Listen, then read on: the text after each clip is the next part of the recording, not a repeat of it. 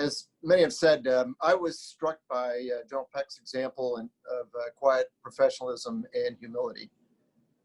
And what many of us realize is he was always so gracious with his time and his reflections on history. I mean, he lived the history that shaped the ROK-U.S. alliance.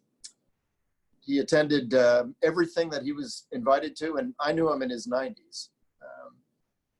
Every major exercise, he would come out to the 8th Army Joint Operations Center, which was named after him. There was a vestibule as you went in that had his history. And it was a source of pride for all of us, for the KUSAF, for the Joint Combined Forces that would come through there, and for those of us in 8th Army. He would do leader development programs, leader professional development programs in the old 8th Army headquarters down in Seoul. My predecessor, J.D. Johnson, and others would ask him to come down, and generation after generation of leaders, he would take the time to share his insight and his history. 8th Army holiday receptions, as General Valcourt mentioned, you'd see him breakfast in the Dragon Hill. Of course, you'd see him at Burger King. He loved those Whoppers, but he was always present in that example. I can't remember what I had for dinner last night, but he could remember in exquisite detail, and would share these lessons of Van Fleet, Walker, Ridgway, Maxie Taylor.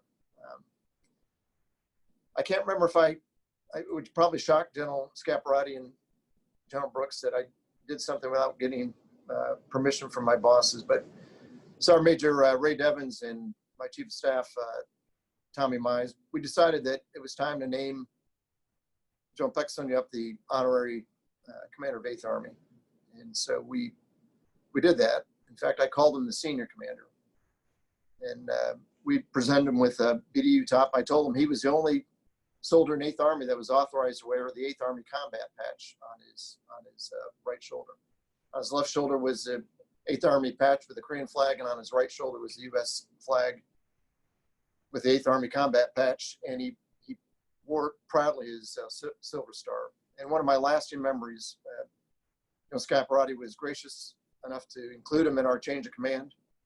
He was not wheelchair bound at that time, but we recommended that because we were going to march in procession, that he use a wheelchair, which he did. And he sat next to General Scaparrotti in a place of honor, and we told him, when they play the national anthems, please remain seated. Of course, that was advice wasted, and he struggled to his feet, and he stood ramrod straight in that great salute through both national anthems.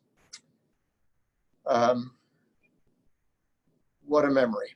And of course, God rest his soul, Tom Vandal was there. So a great example, a great leader, a great soldier, and a great man. And we're going to miss his daily example. And thank you.